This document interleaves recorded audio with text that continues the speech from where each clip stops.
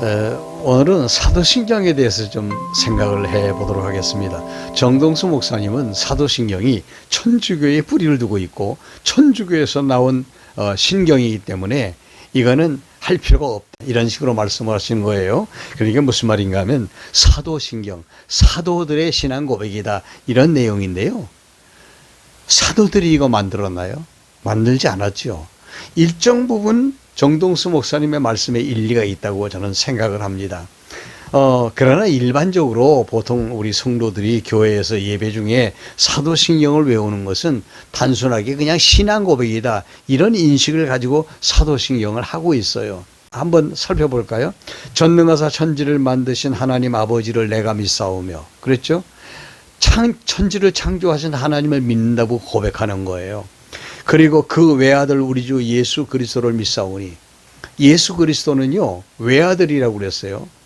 왜 외아들이라고 그랬는지 잘 모르겠습니다만 이따 한번 따져보겠습니다만은 예수님은 한 분이세요. 하나님의 아들이세요. 독생자예요.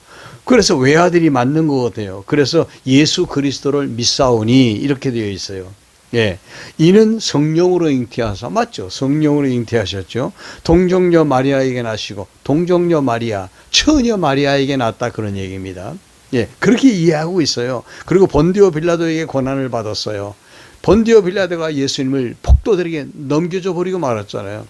예, 그리고 십자가에 못 박혀 죽으셨어요. 맞잖아요. 장사한 지 사흘 만에 죽은 자 가운데서 다시 살아나시며 부활하신 주님을 믿는다는 얘기거든요. 그리고 하늘에 오르셨어요. 승천하셨어요. 그리고 전능하신 하나님 우편에 앉아 계셔요. 맞잖아요. 지금은 하나님 우편에 앉아 계시죠. 그리고 저리로서 산 자와 죽은 자를 심판하러 오시죠. 그래서 거기로부터 이 땅에 재림하신다는 얘기예요. 어떻게 재림하시느냐? 심판주로 재림하신다는 얘기예요. 마지막에 백보자 심판대를 열어놓고, 예, 죽은 자들, 그동안에 죽은 영혼들 심판하고요.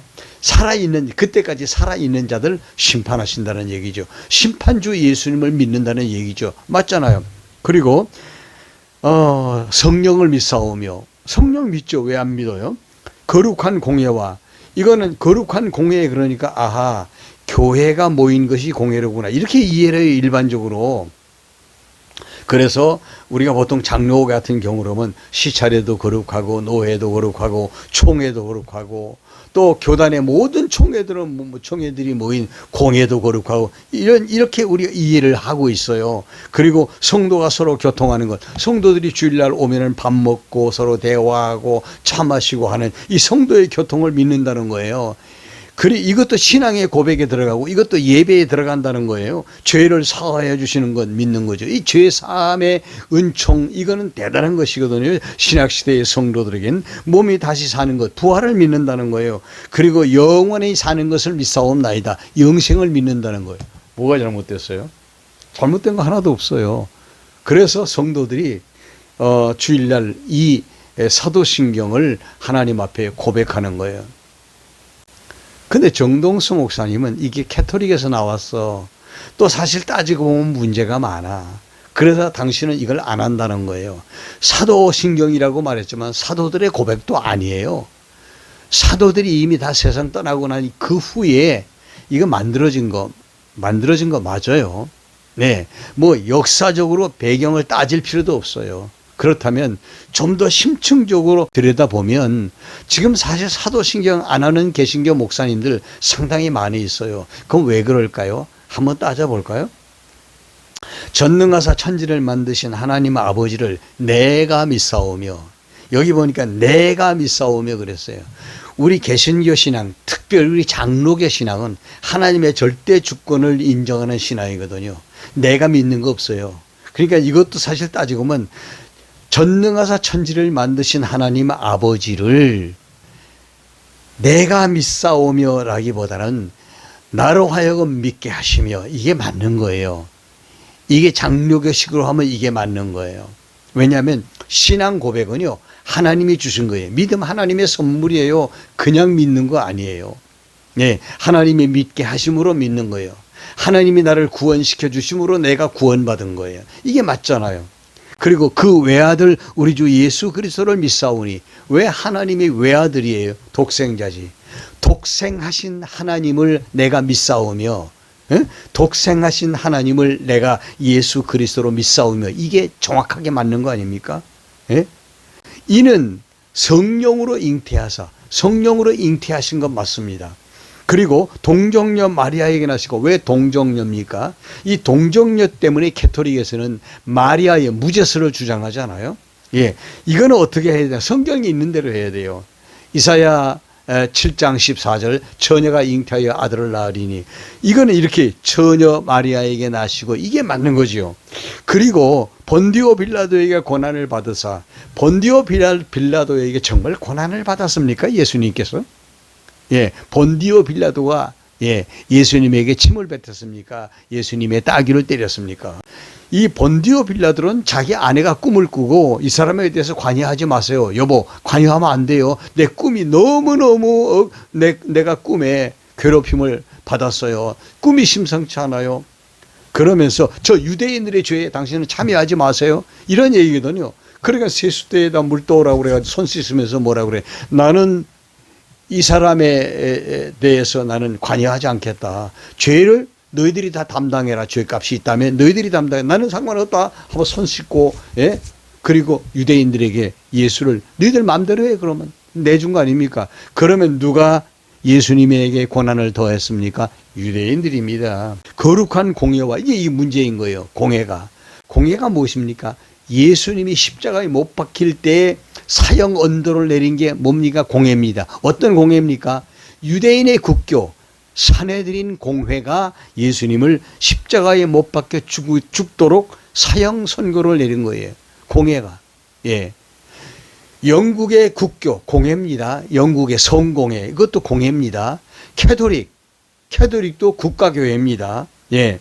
로마의 국가교회예요. 이 공회를 말하는 거예요. 뭐 아주 미화해서 다르게 이해할 수도 있어요. 캐토릭 처치라고요. 보편적 교회라고요. 이 공예는 사실상 쓰면 안 돼요. 저는 그렇게 생각합니다. 거룩한 공예와 차라리 아니고 거룩한 교회와 이게 맞는 거지요. 주님의 몸 된 교회는 작게 말하면 우리들 자신이고 넓게 말하면 우리들의 모임이죠. 에클레시아, 예수를 믿는 바른 신앙을 하는 고백하는 단체, 이것이 교회 아닙니까? 교회를 바울 사도는 에베소서에서 그의 몸이라고 말씀하시고 있어요. 예수 그리스도는 몸입니다. 공예 아닙니다. 그리고 성도가 서로 교통하는 것과 캐토릭에서는 성도의 교통을 어떻게 보느냐, 죽은 자와 산 자가 교통하는 걸로 보고요.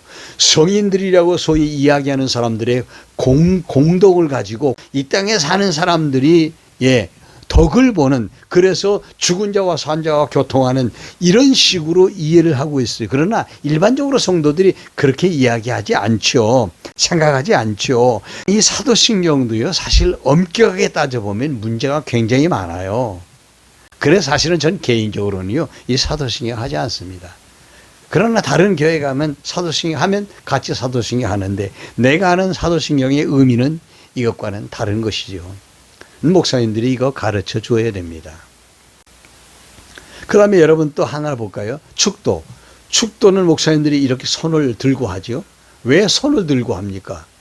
성도들 머리에 손을 대는 것과 같은 거예요. 이게 머리에 안수하는 것과.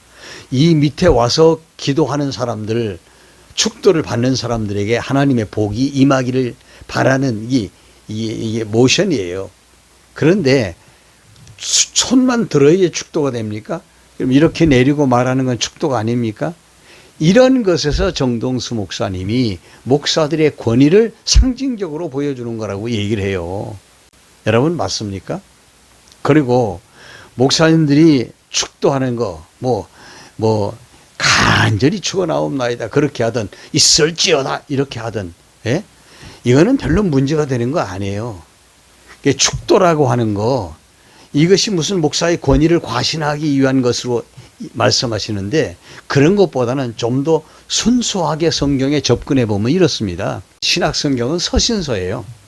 그렇기 때문에 바울 사도나 베드로나 모든 성경의 기자들이 서신서를 쓰고 난 다음에 맨 마지막에는 축도를 했어요.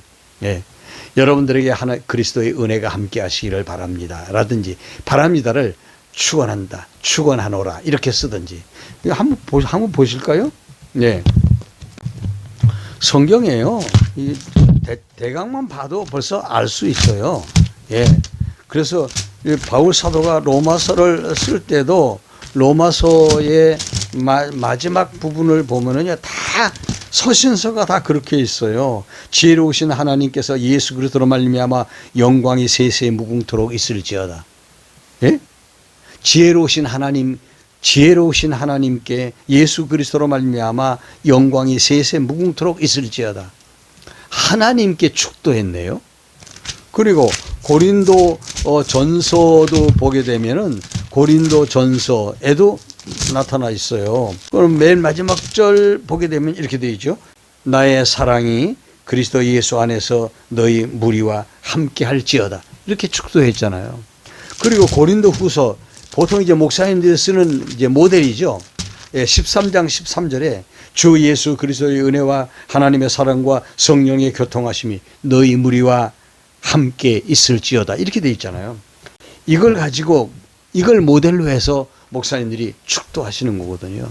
그러니까 말씀을 증거하고 난 다음에 성도들에게 축복의 인사를 하는 거라고 보면 되는데 이걸 왜 예배 시간에 가져와서 이렇게 해야 되느냐. 예. 솔직한 얘기로 저도 좀 불만이 있습니다. 뭐 이런 거 안 했다고 이단입니까? 뭐 사도신경 안 했다고 이단입니까? 뭐 주기도문 안 했다고 이단입니까? 이런 것 가지고는 이단 시비를 할 필요가 없어요. 안 할 수도 있는 거죠. 그렇다고 기도 안 합니까? 그렇다고 신앙 고백 안 합니까? 예. 그렇다고 설교 끝나고 난 다음에 성도들에게 축원합니다. 이거 안 합니까? 다 하잖아요. 다만 예배 시간에 꼭 이렇게 해야 되느냐? 그리고 이 축도권을 꼭 목사만 가지고 있어야 되느냐? 장로님이나 집사님, 말씀을 증거하는 사람에게 부여된 것이기 때문에 목사님만 하실 수 있다. 이렇게 하면 좋은데, 장로고 보면은 목사만 축도할 수도 되어 있잖아요? 저는 그렇게 알고 있는데요. 왜 그렇습니까?